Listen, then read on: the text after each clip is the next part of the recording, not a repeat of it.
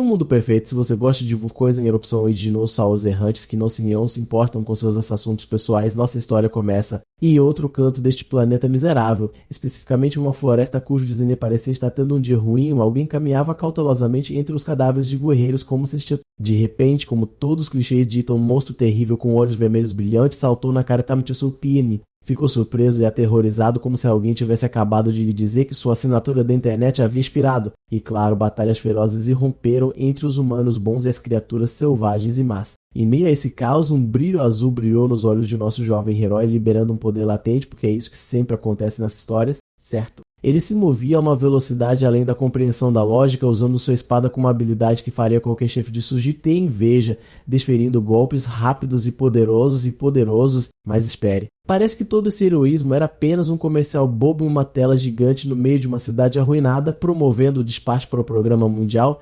descrevendo como futuro, e ali o jovem de cabelos castanhos estava parado, olhando para o anúncio gritando: inscreva-se agora em seu rosto perdido em um devaneio. E antes que seu sonho de se tornar o herói salvador pudesse ser concluído, Mamon Áspera agarrou seu ombro para trazê-lo de volta à amarga realidade. Ele se virou para encontrar seu chefe, um velho de cuja vida a felicidade parecia ter se aposentado há muito tempo, repreendendo-lhe em voz alta, perguntando por que ele estava perdendo seu precioso tempo olhando em vez de trabalhar. O jovem curvou-se apologeticamente enquanto seu chefe continuava sua palestra habitual sobre como o problema com a juventude desta geração são seus sonhos estranhos que são totalmente inúteis. Então ele ordenou-lhe em um tom que não admitia discussão para se apressar e remover algumas plantas trepadeiras. Nosso herói concordou imediatamente e partiu carregando uma pequena foice, sua arma na batalha contra o desemprego. A ansiedade o corroía, temendo ser despedido novamente, pois estava claro que chamar a atenção em seu primeiro dia não era uma boa jogada. Ao fundo, a voz resmungona de seu chefe continuava como uma trilha sonora de sua vida miserável. Mas de repente o velho silenciou-se, seus olhos se arregalando em espanto ao ver o jovem removendo ventas com velocidade e eficiência sobre-humanas.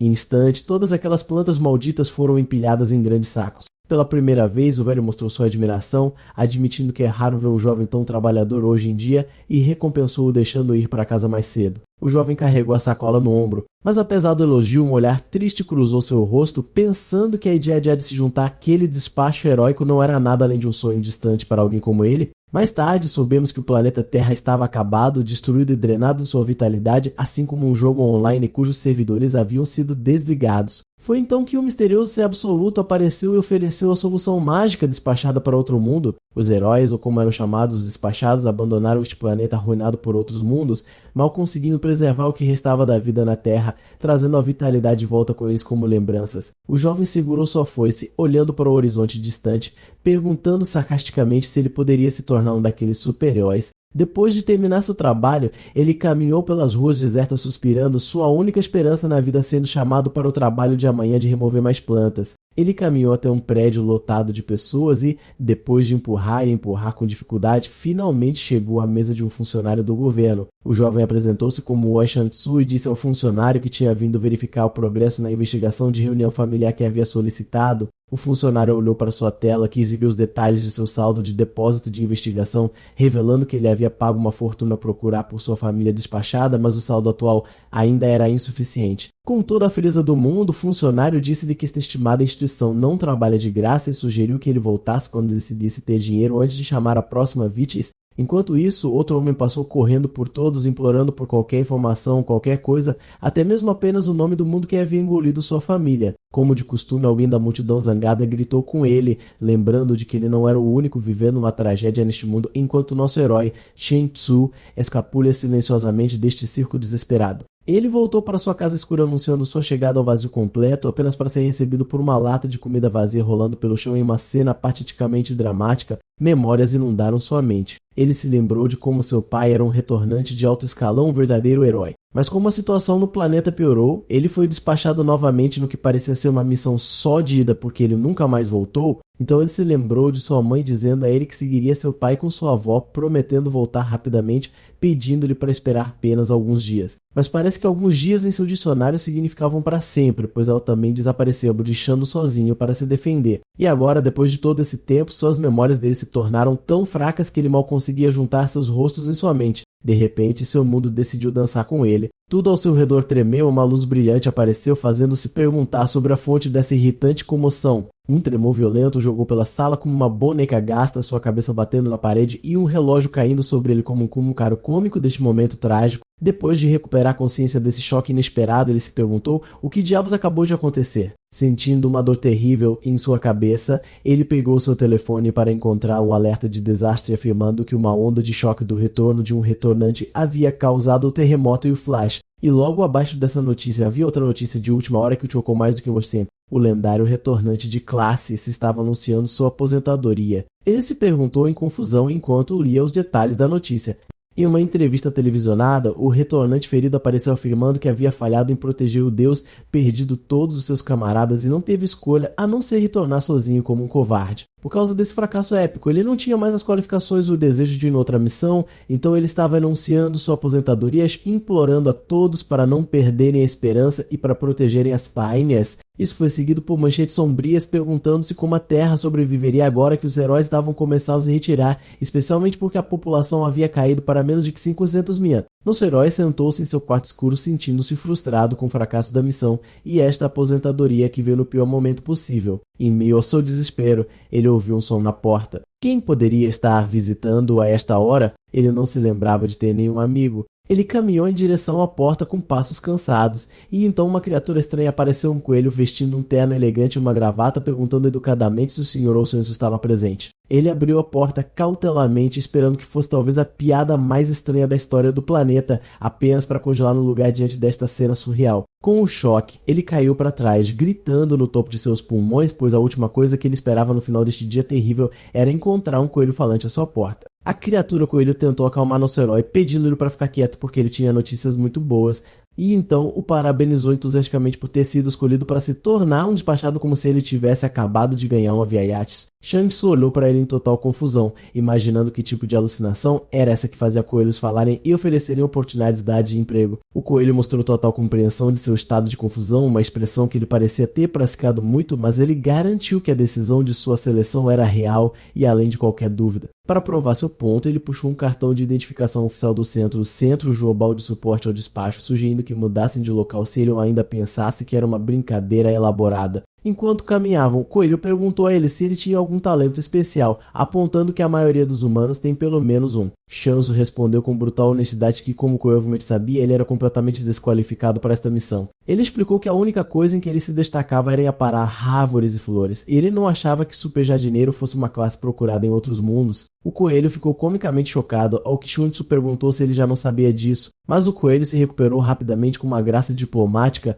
garantindo que estava tudo bem e que tudo acontece por uma razão. Ele então o tranquilizou de que o fato de sua seleção ainda permanecia, então não havia necessidade de se preocupar, o que levou Shanzo a agradecer a esta estranha criatura por seu inesperado apoio psicológico. Ele olhou em volta maravilhado, incapaz de acreditar que finalmente estava no centro de despacho e sentiu que sua tão esperada chance de mudar sua vida miserável finalmente havia chegado. O Coelho sugeriu entrar por uma enorme porta luxuosa para continuar a conversa e ele ficou hipnotizado pelo tamanho da porta, pensando que Glória e outros mundos estavam logo atrás dela. Com toda a sua força, ele tentou empurrar a porta gigante, mas ela não se moveu nem um centímetro. O Coelho perguntou friamente o que você está fazendo, explicando que a entrada real era em outro lugar totalmente, e então apontou por uma porta muito pequena, perfeitamente dimensionada apenas para coelhos. Shunitsu protestou com raiva, imaginando como ele deveria passar por uma abertura desse tamanho. O coelho respondeu que ele poderia entrar facilmente, ao que Shunitsu gritou em sua cara: "Isso é porque você é um coelho?" Ele se sentiu extremamente frustrado e anunciou que estava indo para casa já farto dessa farsa, mas o coelho o impediu,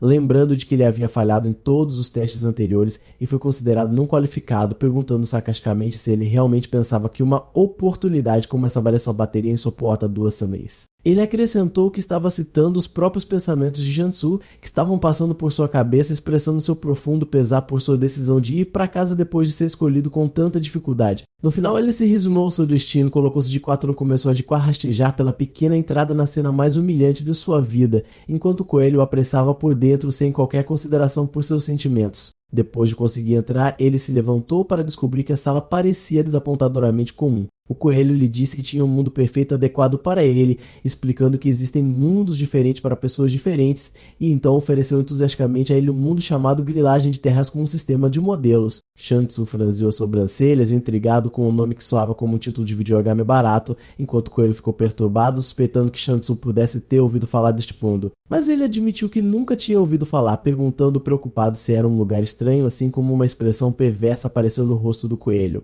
O coelho riu e disse a ele que este mundo era o mais popular no momento e a melhor parte era que estava sob a proteção de um deus. Shuntsu congelou completamente ao ouvir a palavra Deus, pois imediatamente se lembrou daquele repatriado lá que teve um colapso no noticiário. Também havia servido a um deus. O coelho rapidamente o tranquilizou, insistindo que isso não tinha nada a ver com aqueles incidentes infelizes e que não havia absolutamente nenhuma razão para se preocupar. Sim, definitivamente nenhuma razão. Aqui o jogo real começou. Shansu perguntou cautelosamente sobre a identidade deste deus de quem o coelho estava falando, esperando um nome majestoso, mas o coelho explicou que, de acordo com as regras burocráticas cósmicas, o deus é determinado completamente ao acaso. Mas como aparentemente era seu dia de sorte, se ele decidisse se juntar agora, ele teria uma chance muito especial de escolher por si mesmo. Como um mágico de rua profissional, ele lhe ofereceu 3 cartas idênticas e perguntou se ele estava pronto para escolher seu destino. Nosso herói citou: admito que sua experiência em escolher 12 padroeiros era zero e ele não tinha ideia de que tipo de desastre ele poderia escolher. O coelho o incentivou a tomar uma decisão,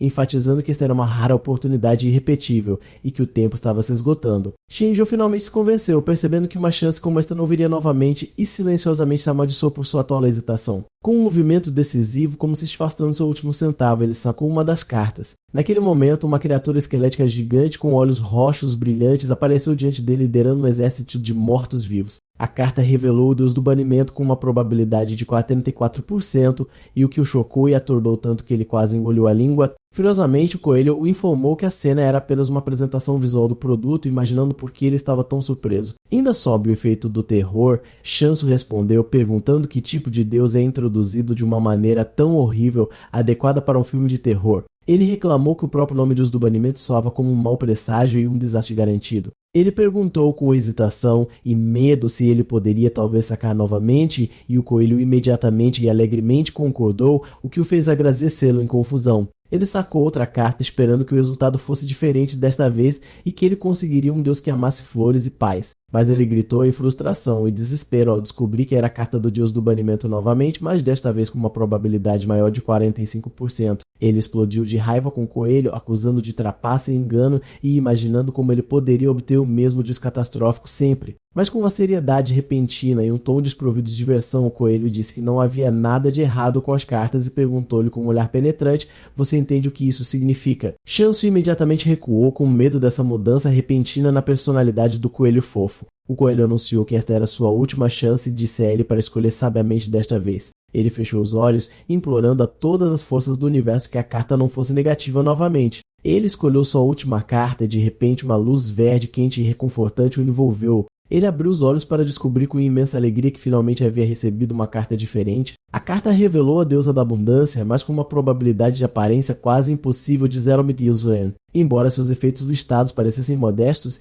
ele se sentiu extremamente animado por ter conseguido algo tão raro. Imediatamente, Shansu começou a imaginar a deusa da abundância como uma mulher linda e deslumbrante, uma expressão tola e lasciva se formando em seu rosto. O coelho olhou para ele com nojo e perguntou o que exatamente ele estava pensando, descrevendo seu olhar como repugnante. Após um estranho momento de silêncio, o coelho o surpreendeu perguntando: você gostaria de outra chance de a sacar? Shansu ficou surpreso com esta oferta, lembrando ao coelho que ele havia dito que era a última chance. Então perguntou curiosamente: e o que acontecerá se eu decidir escolher esta carta da deusa da abundância? Parece que nosso herói Shansu caiu em uma armadilha inescapável. Depois que o astuto coelho lhe ofereceu a chance de uma vida de escolher uma deusa de beleza suprema, aqui vem a pequena condição irritante. Ele deve embarcar em sua jornada suicida imediatamente. Mas não se preocupe, o coelho tem um plano de marketing genial para convencê-lo, dizendo-lhe que esta é sua oportunidade de ouro para ser promovido de um mero despachado miserável, um lendário repatriado que será um exemplo para todos. Para mais tentação,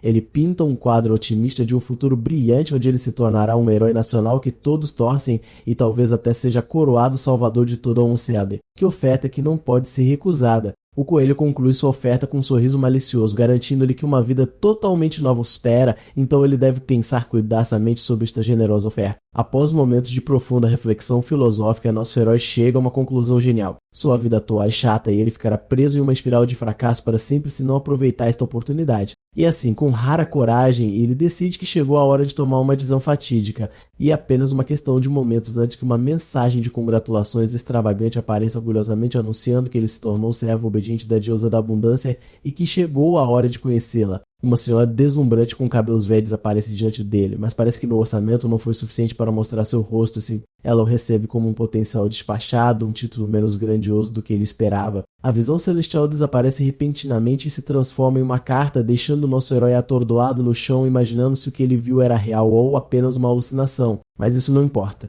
Uma falsa chama de entusiasmo se acendeu em seu coração e ele de repente se sente capaz de conquistar o mundo, contanto que essa deusa misteriosa esteja ao seu lado. Com todo o entusiasmo de um herói novato, ele pergunta ao coelho sobre seu próximo passo e o coelho elogia sua tolice. Quero dizer, sua excelente decisão. O coelho anuncia que a hora da aventura chegou e, em vez de um portão dourado digno de heróis, um vórtice Rox que parece uma entrada para o inferno aparece diante deles. Nosso herói começa a gritar por algum tempo para processar a situação, mas o portão estava faminto e começou a puxá-lo para ele. Ele pergunta ao coelho com preocupação infantil se eles realmente vão entrar nessa coisa que parece zangada, e o coelho zomba de sua ingenuidade, imaginando como um vórtice pode ter humor, e o convida a apreciar sua beleza artística. Quanto a ele, tudo o que vê é um buraco negro que lhe promete a pior jornada de sua vida. Mas em um momento de coragem repentina, Sun Tzu decide não recuar, declarando que provará ao mundo inteiro que não é apenas um fracasso. E enquanto ele reúne coragem para dar seu primeiro passo em direção à glória,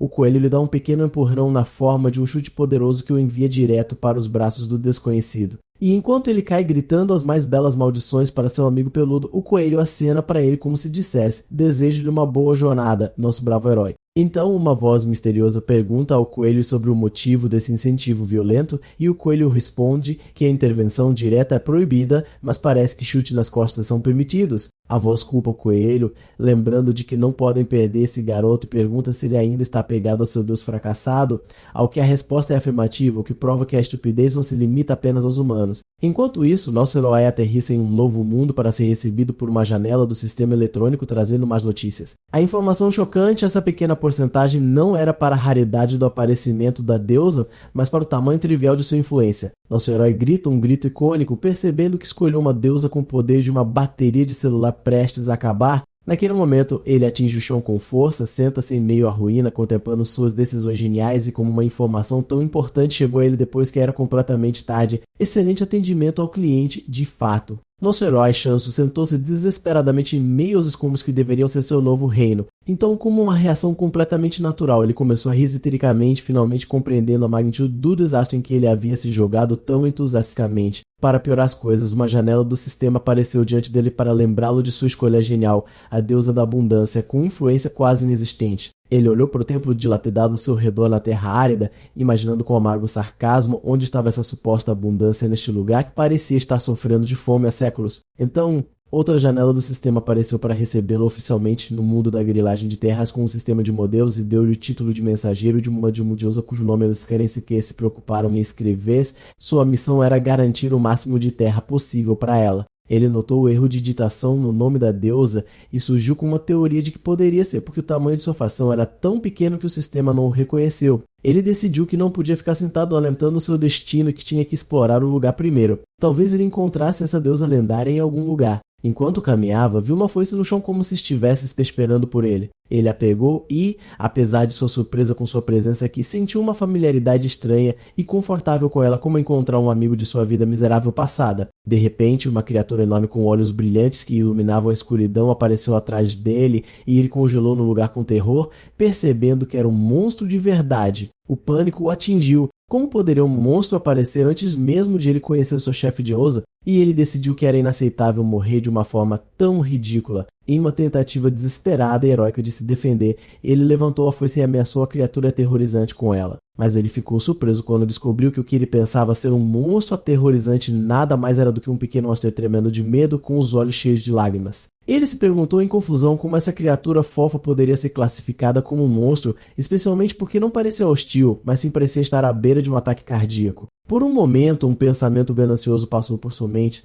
Já que o sistema o considerava um monstro, talvez ele recebesse uma recompensa gratificante o pegasse. O pobre hamster ficou aterrorizado com seu olhar predatório e começou a gritar e acenar seus pequenos braços em pânico total. Shun Tzu decidiu deixá-lo em paz por enquanto, desde que não estivesse tentando comê-lo, e ele até admitiu para si mesmo que o achava um pouco fofo. De repente, ele viu a Einstein fugindo, mas notou que ele parava de vez em quando e olhava para ele como se o convidasse a segui-lo. Como não tinha um plano melhor, ele começou a correr atrás dele, maravilhado com a velocidade incrível dessa pequena criatura e imaginando qual novo desastre ela poderia estar levando ao mar. Depois de um tempo correndo, eles chegaram a uma pequena cachoeira com água pura e cristalina fluindo dela. Ele sentiu um grande alívio e encheu uma garrafa com a água que poderia ser a única coisa abundante no mundo.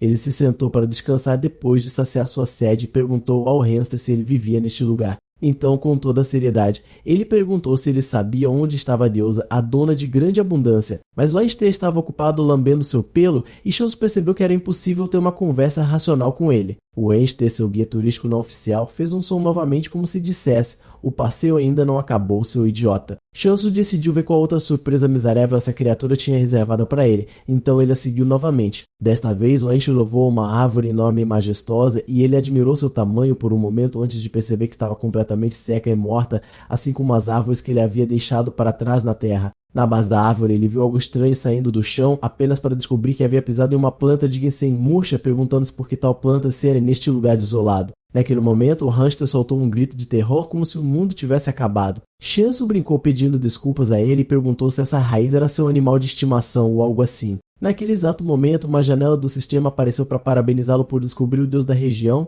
Ele olhou em volta confuso, imaginando onde estava essa deusa que ele deveria ter encontrado. O Einstein começou a morder seu pé em uma tentativa desesperada de chamar sua atenção. Então ele simplesmente o agarrou com a mão com aborrecimento e disse que estava ocupado procurando um deus agora e brincaria com ele mais tarde. O Einstein continuou a gritar e resistir, tentando explicar a situação, e Shen-Chu começou a entender o que ele estava querendo dizer, imaginando se esta raiz de Sen Mush poderia ser o próprio deus. Ele se recusou a acreditar nessa ideia ridícula, pois a deusa que lhe foi prometida era um símbolo de abundância e beleza e era impossível para ela ser apenas um vegetal seco. E enquanto ele estava perdido em negação, a raiz de ginseng que havia caído no chão começou a emitir uma leve luz verde. Ele imediatamente se lembrou da imagem da deusa deslumbrante que havia visto, e o hamster notou uma pequena nota na parte inferior da imagem que ele não tinha visto antes, que dizia: "Esta imagem pode diferir do produto real", o que aumentou o horror de seu choque. Ele caiu de joelhos em total desespero, percebendo que tudo era uma dica óbvia de sua estupidez. A ideia de grilagem de terras e as porcentagens não eram aleatórias, mas sim indicavam o tamanho da influência de cada deus, que aumentava com o aumento de seu território. Ele ignorou as cartas de deus do banimento que apareceram para ele repetidamente, pensando que era uma falha quando, na verdade, pertencem aos deuses mais poderosos deste mundo. Ele concluiu que sua deusa deve ter encolhido para esta forma miserável depois de perder todas as suas terras e influência completamente, mas ele se perguntou por que ela ainda não havia acordado. E então um pensamento aterrorizante ocorreu a ele: pisar nela assim foi o golpe final que acabou com sua vida. Em uma tentativa desesperada de corrigir seu grave erro, ele decidiu regá-la, já que ela parecia tão seca. Ele despejou água de sua garrafa na raiz de ginseng e ela começou a brilhar com uma luz mais forte, o que o fez pensar que seu plano genial estava funcionando. Seu entusiasmo cresceu e ele começou a despejar mais e mais água, ignorando completamente os gritos do Einstein aterrorizado que tentava impedi-lo. De repente, uma voz veio da raiz de ginseng, expressando quão revigorada estava com a água, algo que não sentia há muito tempo. Mas o tom da voz logo mudou e começou a reclamar que a quantidade de água estava se tornando excessiva e então se transformou em um pedido de ajuda, insistindo que estava prestes a se afogar e morrer sufocada pela água. Quando Shan-Tzu finalmente parou de tentar afogá-la, a deusa finalmente acordou e ele se alegrou como um idiota que conseguiu consertar algo que quase havia quebrado. Com respeito artificial, ele se apresentou a ela, anunciando que era o Shan-Tzu, o mensageiro da abundância, como se apresentasse suas credenciais. Mas sua alegria durou pouco, pois logo percebeu que sua deusa principal mal conseguia se mover, o que o deixou confuso, pois não havia manual de instruções para lhe dizer o que fazer agora. Como de costume, uma nova janela do sistema apareceu para lhe oferecer conselhos sobre o uso de habilidades habilidades para se tornar mais forte, ele ficou surpreso ao descobrir que tinha habilidades em primeiro lugar, e quando as examinou, Inin encontrou uma habilidade chamada Bênção da Bailey, e ele adivinhou pelo nome que ajudava as plantações a florescer, o que fazia sentido. Mas ele encontrou outra sub-habilidade pertencente à mesma bênção chamada Decapitação, e este nome sangrento o deixou extremamente confuso e ansioso. Imediatamente, ele imaginou uma cena terrível de uma guilhotina, imaginando o pânico se a abundância neste mundo significava eliminar os ricos para alcançar a prosperidade dos pobres. Ele tentou se acalmar, imaginando por que a deusa da abundância lhe daria uma habilidade tão violenta. Ele se virou para a deusa e perguntou diretamente se a habilidade de decapitação realmente significava o que ele pensava que significava. Quando ela não respondeu, ele reformulou sua pergunta com maior ansiedade, perguntando se ela estava realmente ordenando que ele cortasse as cabeças de criaturas vivas. Ela olhou para ele com uma expressão severa e sua mente genial começou a funcionar. E ele concluiu que, como sua deusa estava relacionada à agricultura, poderia incluir a pecuária e, portanto, a habilidade poderia estar relacionada ao abate e ao sacrifício. Um pensamento horrível ocorreu a ele enquanto ele olhava para o pequeno hamster que estava correndo feliz, alheio ao destino que o aguardava. Imaginando se essa pequena criatura era seu primeiro dever oficial, ele olhou para ela com profundo pesar e pediu desculpas antecipadamente pelo que estava prestes a fazer, então levantou a foice sobre o hamster aterrorizado, convencendo-se de que não tinha outra escolha, pois era o mensageiro da deusa e tinha que cumprir ordens. No último momento, antes que pudesse cometer seu ato tolo, a deusa interveio e jogou o hamster para fora de seu caminho, salvando da devoção cega de seu mensageiro. Ele tentou justificar sua ação dizendo que não queria fazer isso, mas estava fazendo por ela e pela suposta abundância. O pobre hamster estava aterrorizado e ficou atrás da deusa para se proteger. De repente, ambos começaram a gritar e apontar para Tianzu para olhar atrás dele. Ele ficou surpreso quando fez e se perguntou o que essa coisa deveria ser. Na frente dele estava um monstro enorme feito do que parecia ser limo preto com 2 olhos brilhantes. Tanto a deusa quanto o hamster tremiam de medo e terror. Tianzu percebeu que estava completamente errado e que o hamster não era um monstro, mas essa criatura assustadora que acabara de aparecer. E ele duvidava de sua capacidade de enfrentar algo desse tamanho, mas apertou seu controle sobre sua foice, sua arma favorita em todas as suas batalhas, e decidiu que tinha que lutar. Enquanto corria em direção ao monstro, ele de repente sentiu que podia ver seu ponto fraco com perfeita clareza, como se estivesse iluminado para ele. Uma janela do sistema apareceu dizendo que ele agora podia ativar a habilidade de decapitação. Tianzu usou a habilidade sem hesitação e desferiu um golpe poderoso com a foice em direção ao monstro, conseguindo dividi-lo ao meio e destruí-lo completamente em um único momento, surpreendendo a deusa e o hamster. Depois de derrotar milagrosamente o monstro, Tianzu correu em direção à deusa para se certificar de que ela estava ilesa. Como um herói que intencionalmente salvou o dia, ele notou que o pequeno hamster que ele quase havia cortado em pedaços momentos antes estava bravamente tentando proteger a deusa. Dominado por um profundo pesar por seu erro de julgamento, ele se curvou até o chão em uma cena dramática, pedindo desculpas profusamente por sua tolice e perguntou humildemente se eles poderiam perdoar seu tolo mensageiro. Parecia que o hamster concordou em perdoá-lo, ou talvez estivesse apenas com muito medo de recusar a oferta. Então Tianzu agradeceu calorosamente e decidiu chamá-lo de Handou. Ele pediu sua opinião sobre o novo nome e disse que precisaria de um nome, pois eles viveriam juntos a partir de agora, e Handou parecia muito feliz com este desenvolvimento. Como de costume, uma janela do sistema apareceu para informá-lo de que, graças ao efeito de sua habilidade, a cabeça do monstro foi automaticamente oferecida como sacrifício e que sua contagem de caça para demônios imortais era agora 1. Ele percebeu que o monstro que matou era chamado de demônio mortal e ficou intrigado com um nome tão grandioso para uma criatura que era tão fácil de derrotar. Então, informações adicionais apareceram afirmando que essas ofertas estão diretamente ligadas à deusa. Ele se virou para sua deusa e ficou surpreso ao ver que sua aparência realmente havia melhorado, parecendo mais fresca e vibrante. Ele deduziu com seu intelecto superior que, se continuasse a caçar esses monstros fracos e oferecê-los como sacrifícios, a deusa poderia recuperar sua forma original que se viu no anúncio. Animado com a ideia, ele disse à deusa que iria caçar mais para ela, então partiu para encontrar monstros cheios de esperança, como se tivesse encontrado seu propósito.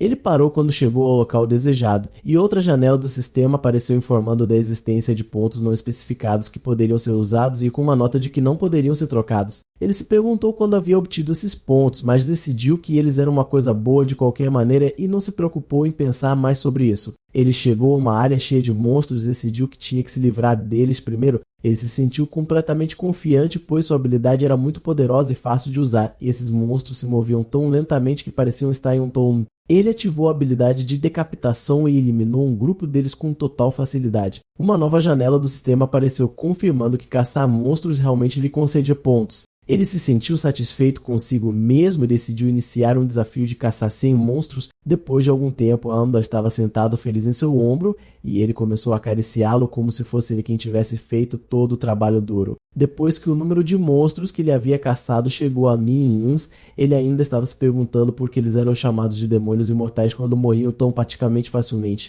Ele decidiu que descobriria esse segredo mais tarde enquanto continuava a caçar. Ele voltou para Deusa para descobrir que ela havia se tornado visivelmente mais brilhante e bonita, o que o deixou muito feliz, pois o infeliz da caçada era melhor do que ele esperava, e ele esperava que ela logo recuperasse sua verdadeira forma. Ele começou a pensar no próximo passo e a deusa apontou para a árvore. Ele se perguntou se ela queria que ele a colocasse sobre ela e a pegou. Quando ela se aproximou da árvore, a deusa estendeu sua pequena mão e a tocou. A deusa e Randall começaram a apontar para ele e depois para a árvore em uma linguagem de sinais clara que significava: "Vamos, trabalhador, faça algo útil." Como se desse seus pensamentos simples, uma janela do sistema apareceu dizendo que ele poderia usar a habilidade Bênção da Abundância, e outra janela explicou que todas as habilidades... Shansu finalmente entendeu que tinha que usar a nova habilidade que não sabia que tinha até o momento atrás. Enquanto uma luz verde brilhante começava a brilhar, ele decidiu usar todos os pontos que havia ganhado arduamente caçando aqueles pobres monstros e os direcionou com toda a sua força para a árvore seca usando a habilidade Bênção da Abundância.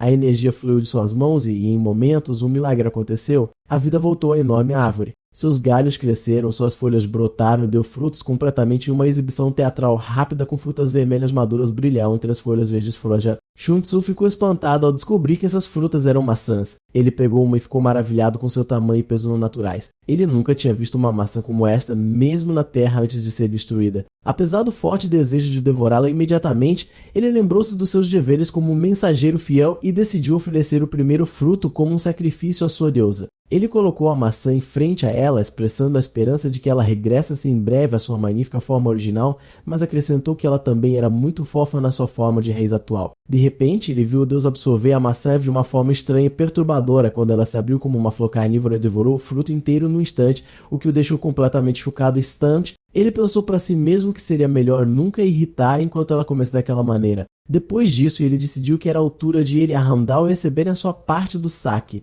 Ele mordeu a maçã e uma onda de felicidade o invadiu devido ao seu sabor delicioso como nunca tinha experimentado em toda a sua vida. A deusa estava a observá-lo à distância num estado de choque, perguntando-se como é que este rapaz tinha conseguido caçar monstros e reviver uma árvore gigante na rapidamente em apenas um dia. Então ela começou a recordar seu passado doloroso. A fação da abundância tinha sido um grande poder responsável pela alimentação no mundo e a sua força dependia da qualidade incomparável dos seus produtos agrícolas. Mas quando a fação da corrupção maligna começou a expandir-se e a dominar outras fações como uma praga imparável, a fação da abundância pacífica não teve outra escolha senão fugir desse poder esmagador. Para sobreviver, a fação da abundância abandonou a agricultura e tentou mudar para a caça de monstros. Mas sendo agricultores e não lutadores, não conseguiam vencer nenhuma batalha e perderam tudo. Como uma última solução desesperada, eles modificaram a sua habilidade básica de colheita na habilidade de decapitação, mas o destino da fação da abundância já estava selado e a sua queda era inevitável.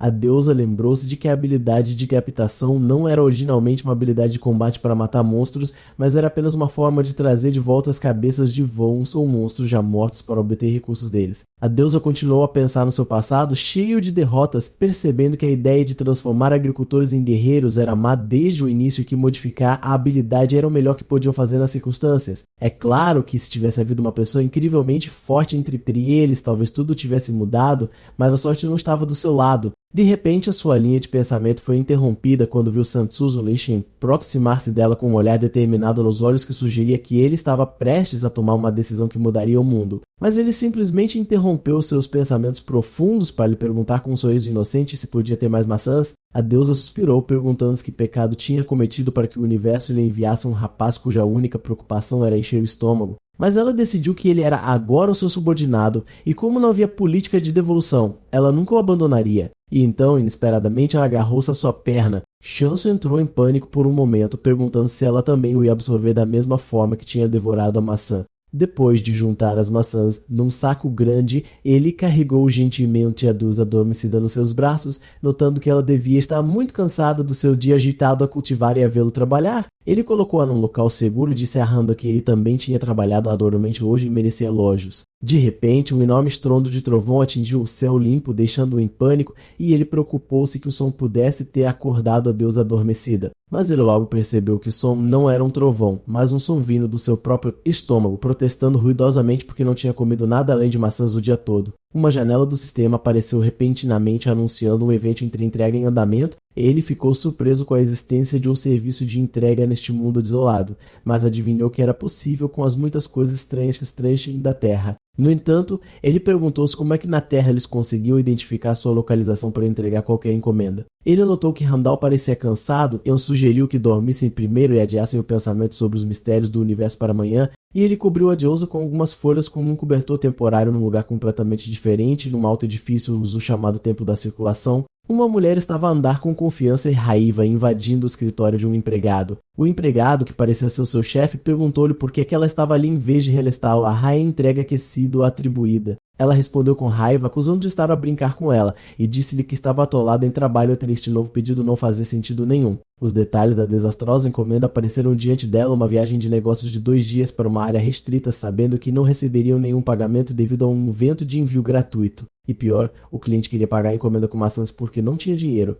Ela perguntou ao seu chefe se tinha feito algo de errado para ser punida desta forma, e ele disse-lhe que não havia culpa da parte dela. Pelo contrário, ela era apenas uma empregada muito entusiasta. Ele acrescentou que também adorava o trabalho, mas o excesso de horas extraordinárias prejudicaria a sua saúde, sugerindo que ela fizesse uma pausa obrigatória sob o pretexto desta viagem de negócios. Ele colocou a mão no ombro dela e disse-lhe que se ela ficasse ali voltaria logo ao trabalho e era melhor para ela ir divertir-se um pouco numa área restrita. Ela percebeu a amarga verdade e disse-lhe que sabia que ele estava a enviar porque mais ninguém qualquer, em seu perfeito juízo, concordaria em fazer esta viagem, e ele admitiu com uma risada. Ele acrescentou em tom de brincadeira que ela podia ter sorte de descobrir um mundo escondido ali, um termo para uma área com efeitos especiais numa tentativa desesperada de embelezar a missão. O empregado desejou ao seu colega, Aisudin, uma boa viagem e ela concordou em ir enquanto amaldiçoava sua sorte em voz baixa. Sujin olhou para a longa lista de encomendas que parecia uma lista de desejos de uma criança, perguntando-se por que havia tantas e pensou que devia preparar-se bem para este passeio numa área restrita.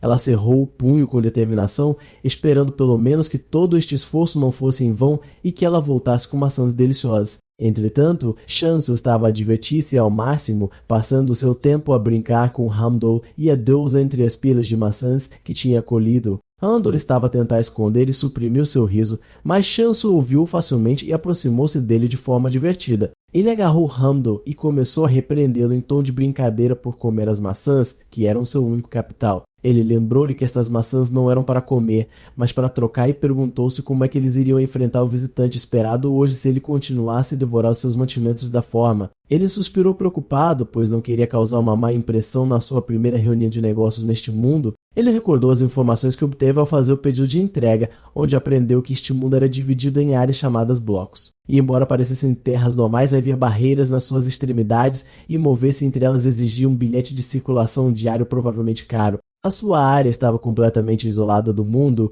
e a aldeia mais próxima ficava a uma semana inteira de distância a pé e a sua dieta era quase limitada apenas a maçãs para o resto da sua vida. É por isso que ele viu a chegada do serviço de entrega em apenas 2 dias como um milagre. Ele não sabia o método que usavam, mas esperava que o seu saco de dormir chegasse em breve a uma cama, se possível, para que pudesse viver uma vida de luxo. Ele mencionou que também tinha encomendado uma almofada especial e confortável para a deusa, pois precisava desesperadamente de ganhar o seu favor pouco a pouco para evitar ser devorado por ela num acesso de raiva. De repente, ele sentiu algo aproximar-se. Ele tinha percebido que os monstros tinham vindo ter com ele por conta própria desde ontem, como se fosse um serviço especial de entrega de monstros a chegar no horário, o que confirmou a sua teoria de que eram de fato monstros imortais que continuavam a ressuscitar. Shansu decidiu livrar-se deste lixo antes que seu convidado chegasse e enfrentou-os com habilidade superior usando a sua foice de confiança. Ele notou que os seus movimentos tinham se tornado um pouco mais rápidos do que antes e perguntou-se se estes monstros estavam a ficar mais fortes há um tempo. Mas ele viu que esse desenvolvimento ainda era mínimo e não era motivo de preocupação e continuou a eliminá-los com facilidade como se estivesse a cortar ervas daninhas. Naquele exato momento, Aisujin chegou à área usando as suas botas aladas avançadas e olhou para a cena horrível abaixo de ela com um choque e espanto indescritíveis, onde viu Shansu de pé com um sorriso assustador cercado pelos cadáveres e restos dos monstros que ele acabara de destruir.